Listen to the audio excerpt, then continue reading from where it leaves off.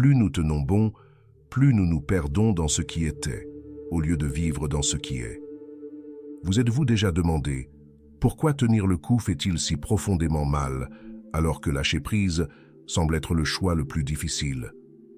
La vérité est que la douleur ne vient pas de ce que nous avons perdu, mais du combat pour le maintenir en vie. Nous nous accrochons aux souvenirs, aux relations et aux rêves parce qu'ils semblent être des éléments de qui nous sommes. Et si, au lieu de nous préserver, ils nous détruisaient en silence? Tenir le coup crée un poids qui vole votre joie, draine votre énergie et vous maintient piégé dans une boucle de ce qui était autrefois. Lâcher prise, bien qu'effrayant, est le seul moyen de se libérer de ce piège invisible. Il ne s'agit pas d'oublier le passé. Il s'agit de libérer son emprise sur votre présent. Il s'agit de faire de la place à la clarté, à la paix et au renouveau pour entrer dans votre vie. Lorsque vous tenez bon, vous ne perdez pas seulement du temps, vous vous perdez vous-même. Et c'est pourquoi l'acte de lâcher prise n'est pas une perte, c'est une récupération. En choisissant de libérer ce qui ne vous sert plus, vous ouvrez la porte à la redécouverte de qui vous êtes et de ce qui compte vraiment. L'illusion de propriété est l'un des pièges les plus subtils et les plus douloureux dans lesquels nous tombons. Parfois, nous nous accrochons aux personnes, aux relations, ou même à une idée de nous-mêmes, comme si en les serrant suffisamment fort, nous pouvions les faire rester exactement tels qu'ils sont. Nous nous convainquons que si nous gardons quelque chose à proximité, étiquetez-le comme « à moi », nous nous sentirons en sécurité, protégés. Mais au fond, vous savez peut-être déjà que rien dans la vie ne vous appartient vraiment. Les gens, les moments et même votre propre perception de vous-même changent constamment, vous glissant entre les doigts, quelle que soit la force avec laquelle vous vous y accrochez. Pensez-y. Combien de fois vous êtes-vous accroché à quelque chose, non pas parce que cela vous servait encore, mais parce que lâcher prise, c'était comme abandonner. Ce n'est pas de ta faute. On nous apprend dès le plus jeune âge que le bonheur vient du fait de s'accrocher à des choses. Un travail de rêve, une relation parfaite, ou même une certaine image de qui nous pensons que nous devrions être. Et pourtant, lorsque ces choses commencent à bouger ou à disparaître, la douleur semble insupportable, non seulement parce qu'elles ont disparu, mais parce qu'elles brisent l'idée que nous avions toujours le contrôle. C'est à ce moment-là que vous réalisez. Plus vous vous accrochez, plus cela semble lourd. Cela apparaît si clairement dans nos relations. Parfois, nous aimons tellement quelqu'un que nous confondons cet amour avec la propriété. Lorsqu'ils changent, grandissent ou même s'éloignent de nous, nous avons l'impression de perdre une partie de nous-mêmes. Mais ont-ils vraiment été les nôtres? Les gens ne sont jamais destinés à être possédés. Ils sont destinés à être partagés, avec lesquels se connecter, aussi longtemps que vos chemins s'alignent. Lorsqu'une relation change, ce n'est pas une trahison. C'est la vie qui vous rappelle que la connexion est fluide et non fixe. Mais quand on la considère comme quelque chose qui nous appartient, la perte semble personnelle, presque insupportable. Ce ne sont pas seulement les relations auxquelles nous nous accrochons. Nous le faisons aussi avec nos identités. Peut-être avez-vous conservé une version de vous-même, celui qui réussit, celui qui est fiable ou celui qui n'abandonne jamais, parce que cela ressemble à qui vous êtes censé être. Mais lorsque la vie vous oblige à changer, lorsque vous ne parvenez plus à répondre à cette attente, vous pouvez avoir l'impression de vous perdre. C'est le piège de l'illusion de propriété. Vous n'êtes pas statique, votre identité non plus. S'accrocher à qui vous pensez que vous devriez être ne fait que rendre plus difficile l'acceptation de qui vous êtes en train de devenir. Et soyons honnêtes, ce n'est pas entièrement de votre faute. La société ne facilite pas le lâcher-prise. Partout où vous regardez, on vous dit que tenir est une force et lâcher prise est une faiblesse. N'abandonnez pas, disent-ils. Tiens bon. Mais personne ne dit à quel point il est épuisant de transporter quelque chose qui ne rentre plus. Personne ne vous dit que lâcher prise ne signifie pas que vous avez échoué. Cela signifie que vous avez fait de la place pour quelque chose de meilleur, quelque chose de fidèle à votre situation actuelle. Vous avez peut-être ressenti cela dans votre propre vie. Peut-être que c'était un travail dans lequel vous êtes resté longtemps après qu'il vous ait apporté de la joie parce que partir vous faisait trop peur. Ou une relation qui ne vous nourrissait plus. Mais l'idée de l'abandonner revenait à arracher une partie de vous-même. C'est peut-être un vieux rêve que vous aviez autrefois, mais maintenant, sa poursuite ne fait que vous fatiguer. Ces moments ne sont pas des échecs. Ils nous rappellent que trop s'accrocher se fait souvent au détriment de votre propre paix. Ce poids ne vit pas seulement dans votre esprit. Parfois, vous pouvez le ressentir dans votre corps. La tension dans vos épaules, la lourdeur dans votre poitrine, l'énergie agitée qui ne vous laisse pas dormir. Ce n'est pas la perte elle-même qui crée ce poids. C'est la lutte constante pour garder ce qui n'a jamais été censé rester. Et plus vous vous battez pour tenir le coup, plus vous vous éloignez de la liberté que vous méritez. Quand on se laisse croire à l'illusion de propriété, il est facile de se sentir piégé. Mais et si ce n'était pas nécessaire? Et si vous pouviez voir la vie, non pas comme quelque chose à contrôler, mais comme quelque chose à expérimenter?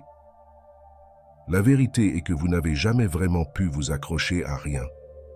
Et peut-être, juste peut-être, que réside la beauté.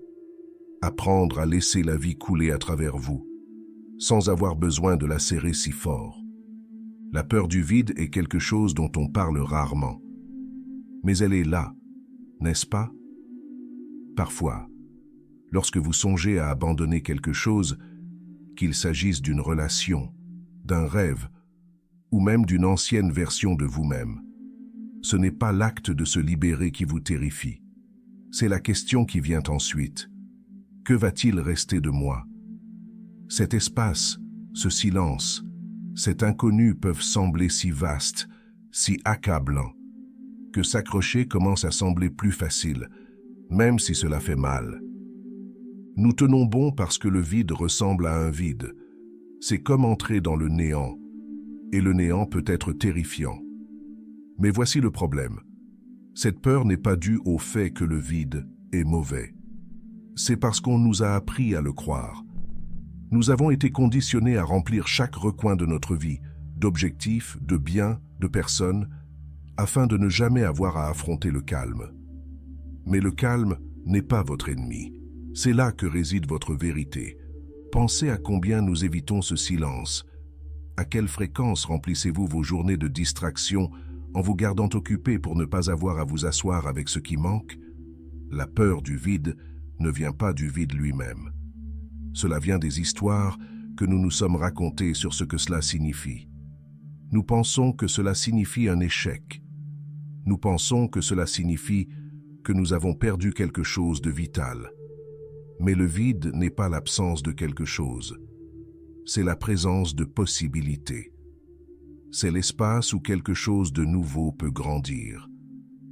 C'est quand même difficile, n'est-ce pas? Quand on s'accroche à quelque chose depuis si longtemps, l'idée de l'abandonner donne l'impression de perdre une partie de soi-même. Et c'est peut-être vrai, d'une certaine manière. Peut-être que vous perdez la partie de vous-même qui avait besoin de cette chose en premier lieu. Mais et si ce n'était pas une perte? Et si c'était la croissance? Parfois, nous avons peur du vide parce qu'il nous oblige à affronter les parties de nous-mêmes que nous évitons. Lorsque vous arrêtez de vous accrocher au bruit, il ne vous reste plus que vous, vos pensées, vos sentiments, votre vérité. Et cela peut sembler brut, presque trop réel. Mais dans ce calme, dans cet espace, il y a de la clarté. Vous commencez à voir ce qui vous alourdit, ce qui n'appartient plus, et ce dont vous avez réellement besoin pour avancer. Cette peur se manifeste de bien des façons. Peut-être êtes-vous resté dans une relation qui n'était pas bonne parce qu'être seul vous faisait plus peur que d'être malheureux. Ou peut-être vous êtes-vous accroché à un vieux rêve non pas parce qu'il vous inspire toujours, mais parce que l'abandonner, c'est comme admettre que vous avez échoué. Mais est-ce vraiment un échec? Ou est-ce que cela fait de la place pour quelque chose de plus en phase avec qui vous êtes maintenant? La peur du vide nous maintient également liés à des choses qui sont déjà terminées. Nous rejouons d'anciennes conversations, nous accrochons à des biens qui ne nous servent plus et nous nous accrochons à des routines qui nous semblent familières mais qui ne nous apportent plus de joie. Ce n'est pas parce que ces choses ont encore un sens, c'est parce que les laisser partir signifierait affronter l'espace qu'elles laissent derrière elles. Et pourtant, c'est seulement dans cet espace que quelque chose de nouveau peut commencer à prendre forme. Qu'est-ce que ça ferait d'arrêter de lutter contre le vide? Arrêter de le voir comme quelque chose à craindre et commencer à le voir comme une toile vierge? Oui, c'est incertain. Oui, c'est inconfortable. Mais c'est aussi plein de potentiel. La peur ne disparaît pas du jour au lendemain. Mais plus vous restez avec elle, plus vous commencez à la voir telle qu'elle est réellement. Une invitation à recommencer, à créer quelque chose de nouveau.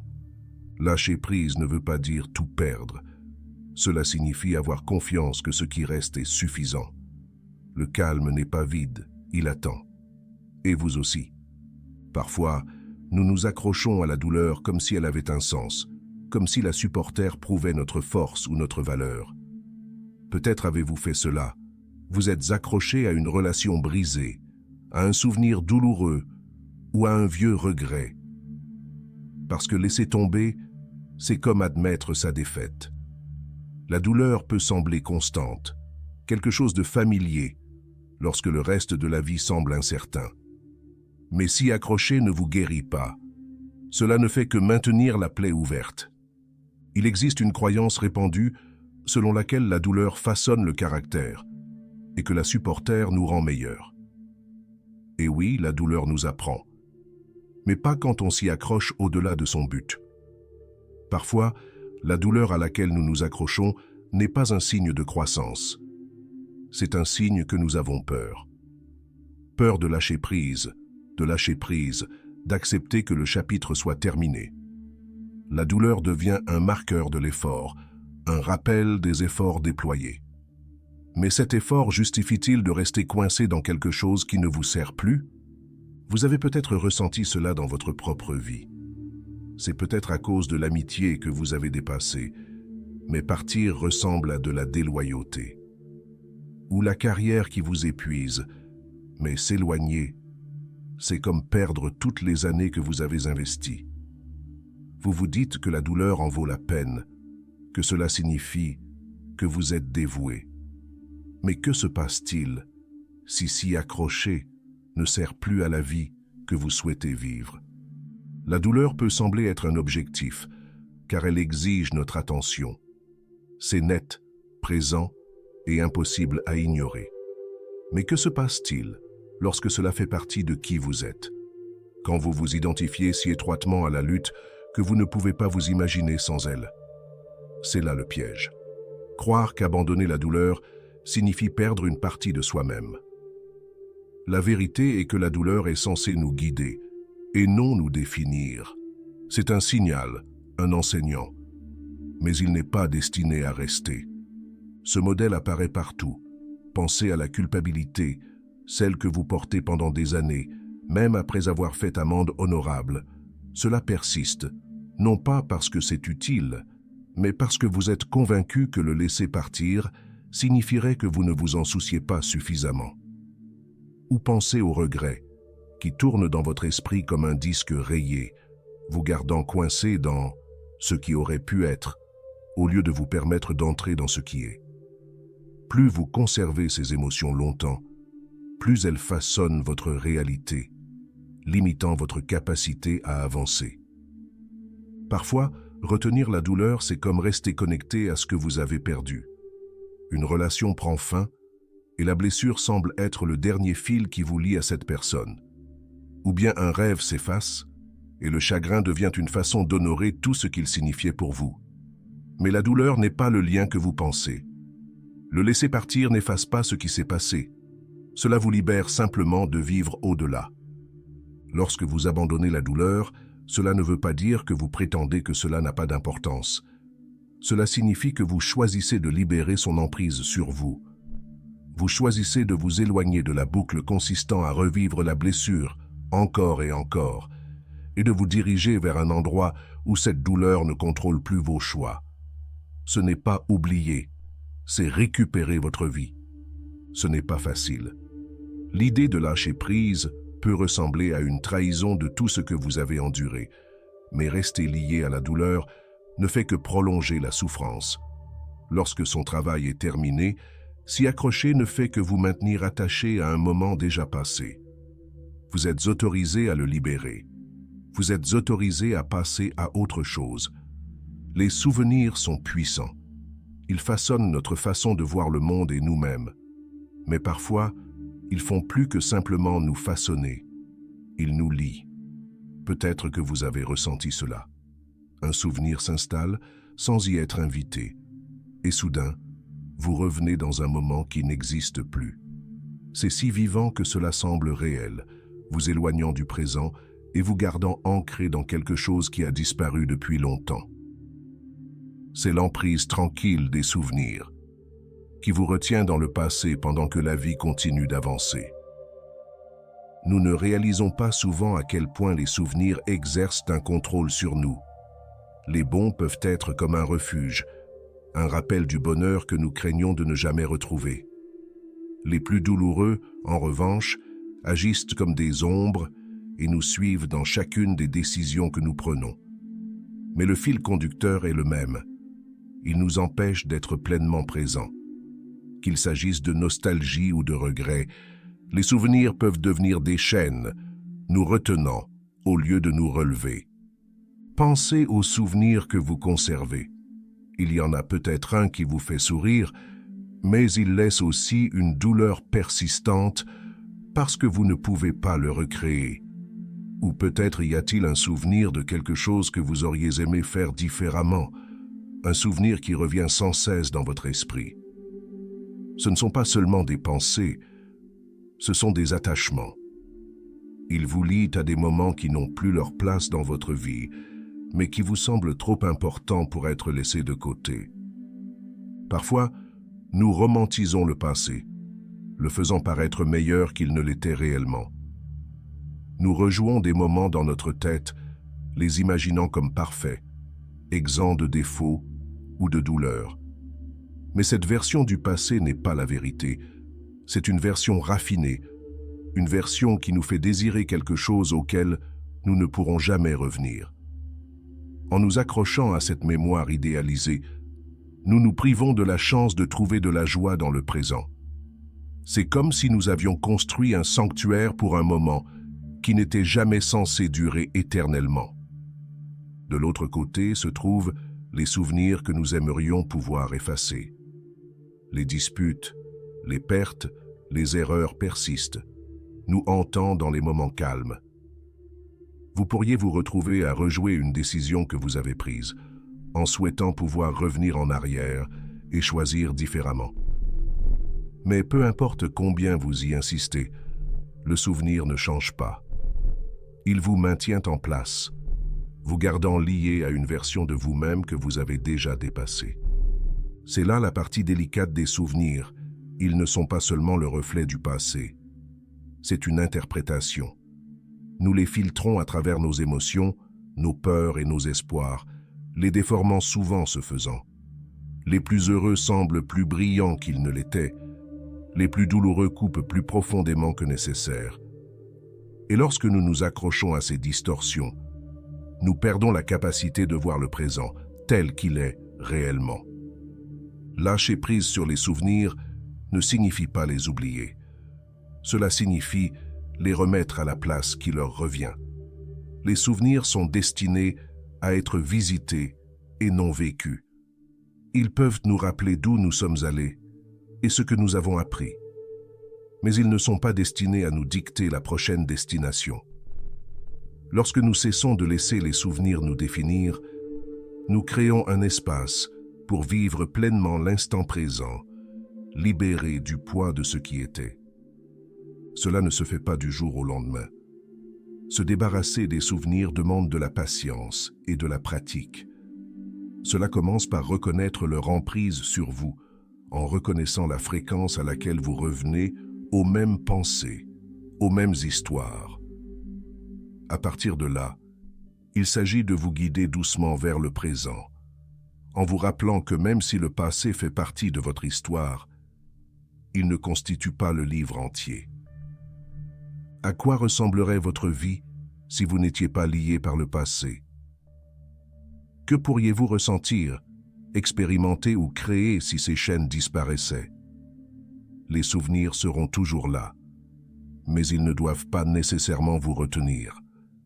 Ils peuvent exister en tant que partie de qui vous êtes, sans définir qui vous deviendrez.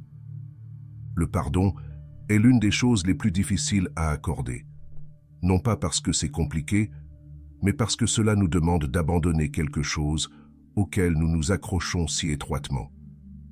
Parfois, ce quelque chose est la colère. Parfois, c'est du regret. Et parfois, c'est la douleur d'être blessé par quelqu'un en qui nous avons confiance. Le pardon ne vient pas naturellement lorsque vous sentez que la blessure est trop profonde ou que le mal est trop important. Mais sans cela, nous restons attachés à cette blessure, la revivons, la portons, la laissons façonner notre façon de nous déplacer dans le monde. Quand vous pensez au pardon, qu'est-ce qui vous vient à l'esprit? C'est peut-être comme laisser quelqu'un s'en sortir, comme dire que ce qu'il a fait n'a plus d'importance. Mais ce n'est pas ça le pardon. Il ne s'agit pas d'excuser ce qui s'est passé, il s'agit de vous libérer de l'emprise qu'il exerce sur vous. Le pardon n'est pas pour eux, c'est pour toi.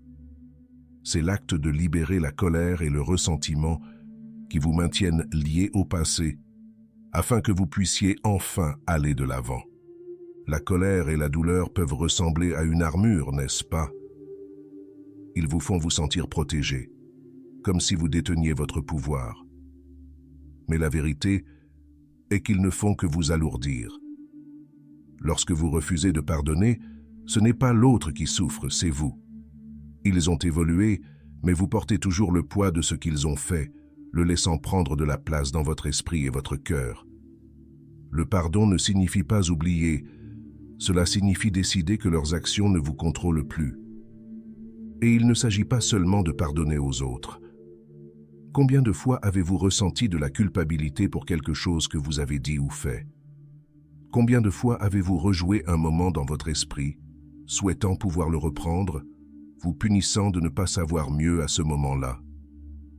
Le pardon à soi-même peut sembler encore plus difficile que de pardonner à quelqu'un d'autre, car cela nécessite de faire face à ses propres imperfections. Mais s'accrocher à la culpabilité ne fait pas de vous une meilleure personne. Cela vous maintient coincé dans un cercle vicieux de honte.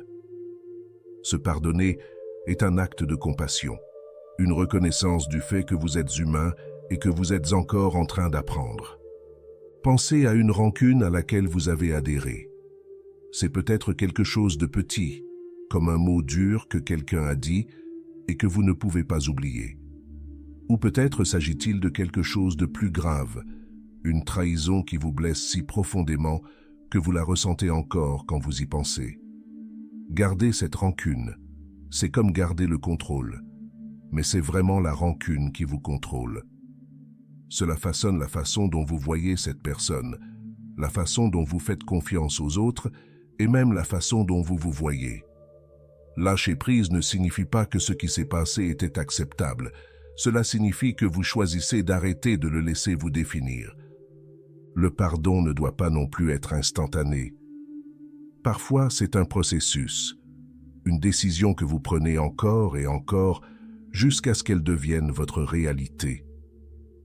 Il est normal de prendre son temps, de ressentir pleinement ses sentiments avant de les libérer. Le pardon ne signifie pas précipiter votre guérison.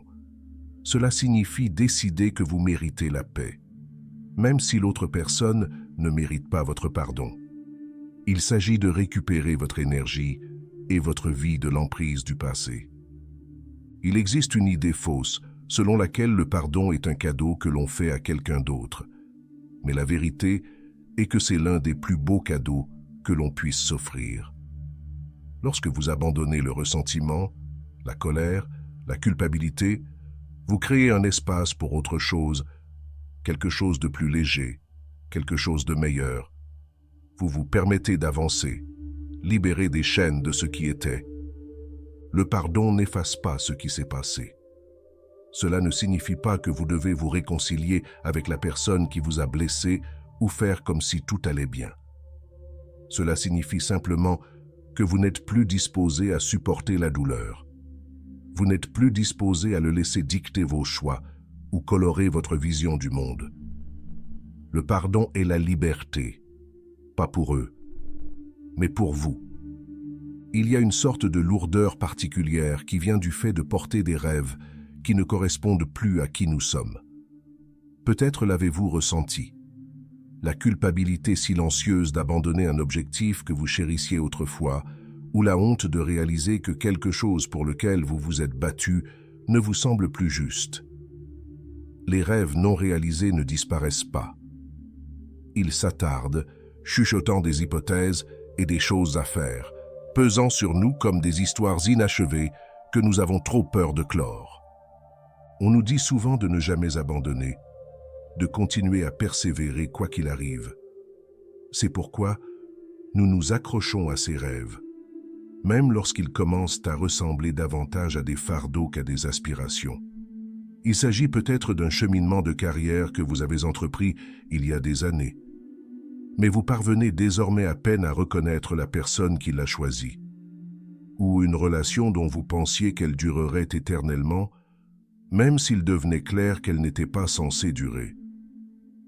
Abandonner ses rêves, c'est comme admettre un échec, comme si vous abandonniez une partie de vous-même. Mais est-ce vraiment un échec que de lâcher prise sur quelque chose qui ne vous sert plus? Parfois, le plus difficile est l'histoire que l'on associe au rêve. Vous pourriez penser, si je laisse tomber ça, alors tous les efforts que j'y ai consacrés n'auront servi à rien. Mais s'accrocher à un rêve qui n'est plus juste n'honore pas vos efforts, cela les diminue. Cet effort vous a aidé à grandir, vous a appris des leçons et à façonner qui vous êtes aujourd'hui. Lâcher prise n'efface pas le voyage. Cela vous permet de prendre ce que vous avez appris et d'avancer vers quelque chose de nouveau. Avez-vous déjà repensé à un ancien objectif et réalisé que l'atteindre ne vous apporterait plus le bonheur? C'est un moment qui donne à réfléchir, n'est-ce pas? Vous voyez à quel point vous avez changé, comment vos priorités ont changé, mais il y a toujours une partie de vous qui se sent liée à ce rêve. C'est comme si laisser tomber signifiait trahir la version de soi-même qui le voulait tellement. Mais tu n'es plus cette personne. Vous avez le droit de changer, d'évoluer, de vouloir quelque chose de différent. Les rêves non réalisés s'accompagnent souvent d'un sentiment de honte. C'est peut-être le rêve d'une famille parfaite, d'un certain type de réussite ou d'une vie que vous avez imaginée et qui n'a jamais vu le jour. Lorsque ces rêves ne se matérialisent pas, il est facile d'avoir le sentiment d'avoir échoué, pas seulement vous-même, mais aussi tous ceux qui ont cru en vous. Mais la vérité est que ces rêves n'ont pas été vains. Ils vous ont guidé pendant un certain temps, vous ont donné un but et vous ont aidé à avancer. Leur objectif n'était pas de durer éternellement, mais de vous conduire là où vous êtes maintenant. Ce poids ne reste pas seulement dans votre esprit, il trouve son chemin dans votre corps. Vous pourriez ressentir cette sensation au creux de votre estomac lorsque quelqu'un vous demande « Qu'est-il arrivé au projet sur lequel vous travailliez ?» ou dans la douleur dans la poitrine lorsque vous pensez à ce qui aurait pu se passer. Porter ces rêves, c'est comme porter un rappel constant de ce que vous pensez avoir perdu. Mais que se passe-t-il si vous n'avez rien perdu? Et si lâcher prise était la première étape vers l'obtention de quelque chose de plus significatif? Abandonner un rêve non réalisé ne signifie pas abandonner les parties qui comptaient pour vous. Cela signifie reconnaître que le rêve a atteint son objectif. Cela vous a amené à ce point, mais cela ne doit pas nécessairement vous dicter la prochaine étape. Vous pouvez honorer le rêve sans y être lié, tout comme vous pouvez honorer qui vous étiez sans être piégé par celui que vous étiez. Pensez aux rêves auxquels vous vous accrochez encore. S'agit-il de rêves qui reflètent qui vous êtes aujourd'hui ou qui vous étiez lorsque vous les avez imaginés pour la première fois? S'agit-il de rêves qui vous inspirent ou sont-ils comme des poids que vous ne pouvez pas lâcher? Lâcher prise ne signifie pas abandonner. Cela signifie faire de la place à de nouveaux rêves, ceux qui correspondent à la personne que vous êtes devenue. Le poids des rêves non réalisés est lourd, mais il n'est pas permanent. Vous pouvez le poser, morceau par morceau, et ce faisant, vous vous donnez la liberté de rêver à nouveau, cette fois, avec la clarté de savoir qui vous êtes maintenant. Tenir le coup ne pèse pas seulement sur votre esprit, cela prend également de la place dans votre corps. Vous l'avez probablement déjà ressenti. La tension dans vos épaules, la lourdeur dans votre poitrine, ou le nœud dans votre estomac qui ne disparaît jamais vraiment. La douleur émotionnelle n'est pas seulement un concept abstrait. Votre corps s'en souvient, le porte, et y réagit d'une manière dont vous ne vous rendez peut-être même pas compte.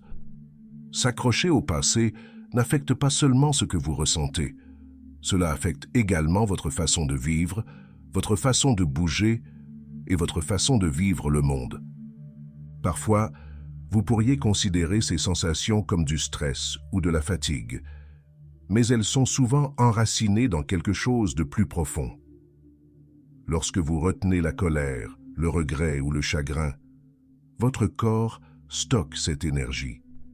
Cela se manifeste par des mâchoires serrées, des respirations superficielles et des nuits agitées.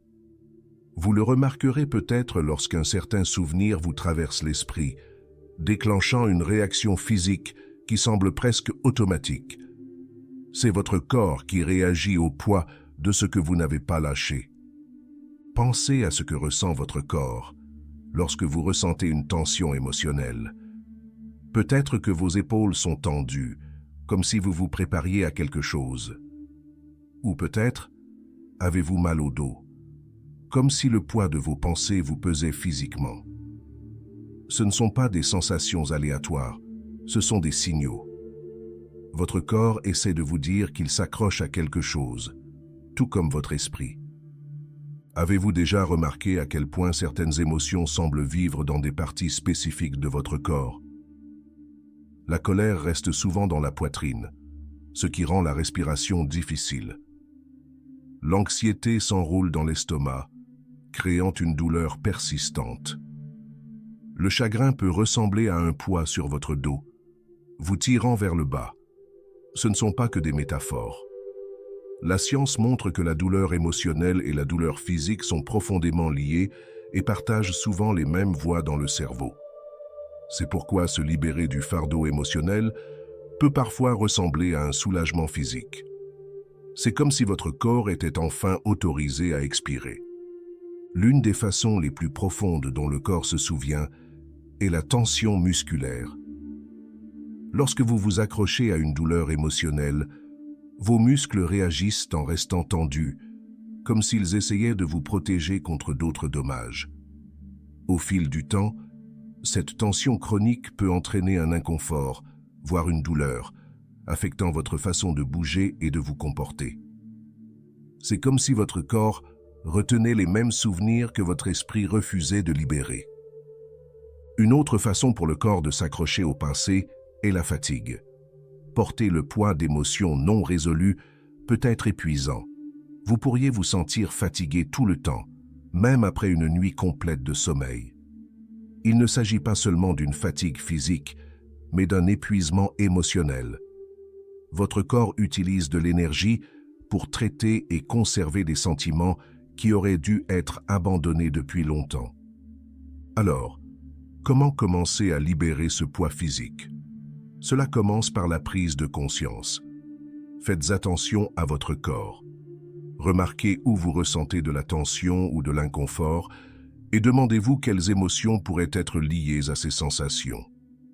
Parfois, Le simple fait de reconnaître le lien entre vos sentiments et votre corps suffit à déclencher le processus de libération.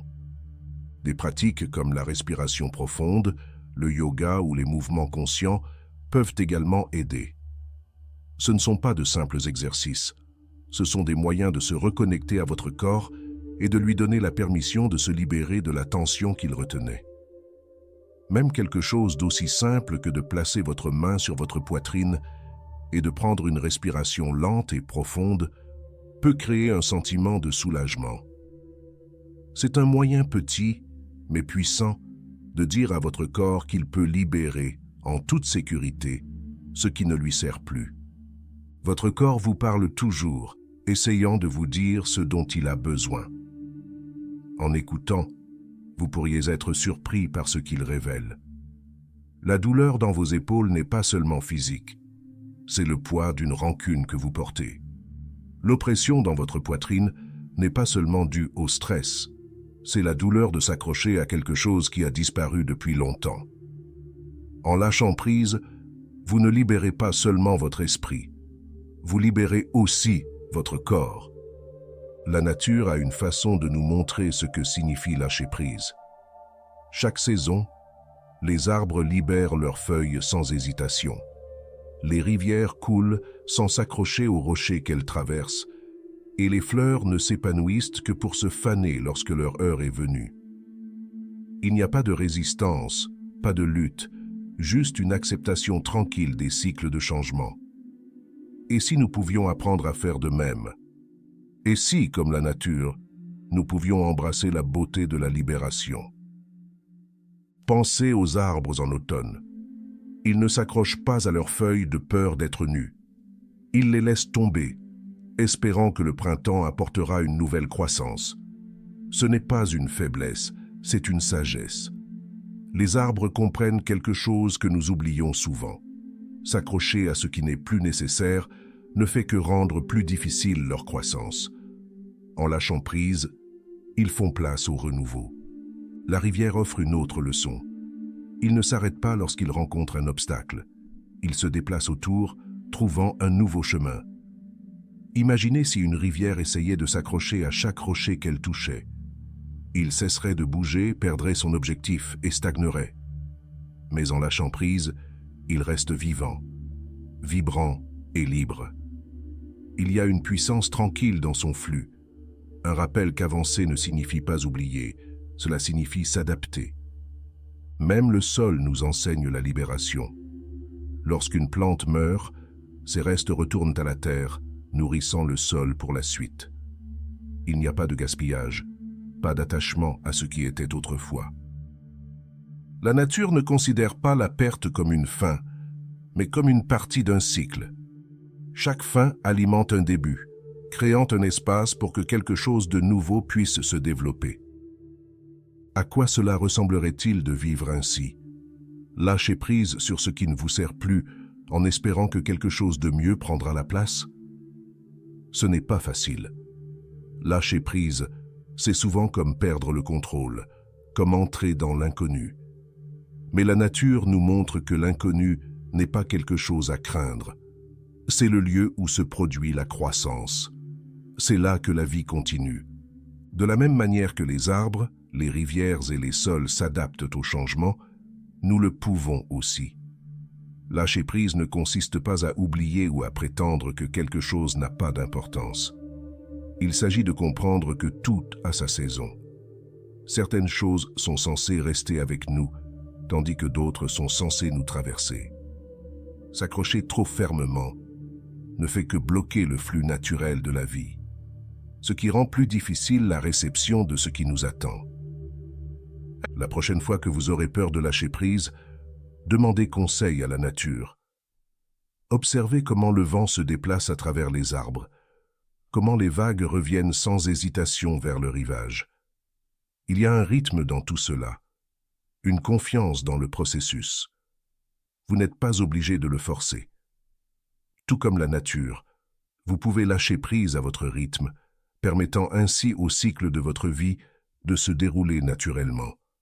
La nature nous enseigne que lâcher prise n'est pas un acte de faiblesse, c'est un acte de confiance, Ayez confiance que, comme les arbres, vous refleurirez. Ayez confiance que, comme la rivière, vous trouverez votre chemin. Ayez confiance que, comme le sol, chaque fin contient la graine d'un nouveau départ. Lâcher prise n'est pas une question de perte, c'est une question de liberté. Il s'agit de choisir de déposer le poids de ce qui ne vous sert plus, pour pouvoir avancer avec clarté et sérénité. Chaque chapitre de ce voyage a exploré un aspect différent de la façon de tenir le coup. Les illusions, les peurs, les souvenirs et les conséquences physiques. Et à travers tout cela, une vérité reste claire. L'acte de libération n'est pas une faiblesse, c'est une récupération de votre vie. Lorsque vous vous accrochez trop fort, vous perdez de vue ce qui est possible. Lâcher prise crée de l'espace, non seulement pour quelque chose de nouveau, mais pour vous-même.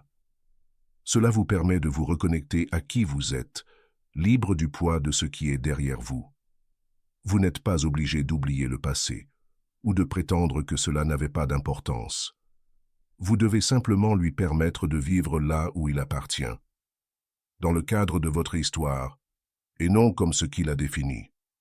Imaginez la vie que vous pourriez vivre si vous ne portiez pas le poids du regret, de la peur ou des attentes non satisfaites. Qu'est-ce que cela ressentirait de se déplacer dans le monde plus léger, plus libre et plus ouvert à ce qui vient ensuite? Cette vie vous attend. Tout ce qu'il demande, c'est que vous fassiez le premier pas et lâcher prise. Le choix vous appartient. Êtes-vous prêt à libérer le poids et à devenir qui vous avez toujours été censé être? Si cette vidéo vous a apporté la clarté, l'inspiration, ou vous a aidé de quelque manière que ce soit, n'oubliez pas de lui donner un like et de vous abonner à la chaîne pour plus de contenu comme celui-ci. Et si vous souhaitez soutenir encore plus notre travail, envisagez d'utiliser le bouton Super Thanks. Votre soutien signifie tout pour nous. Merci d'avoir regardé et de vous voir dans la prochaine vidéo.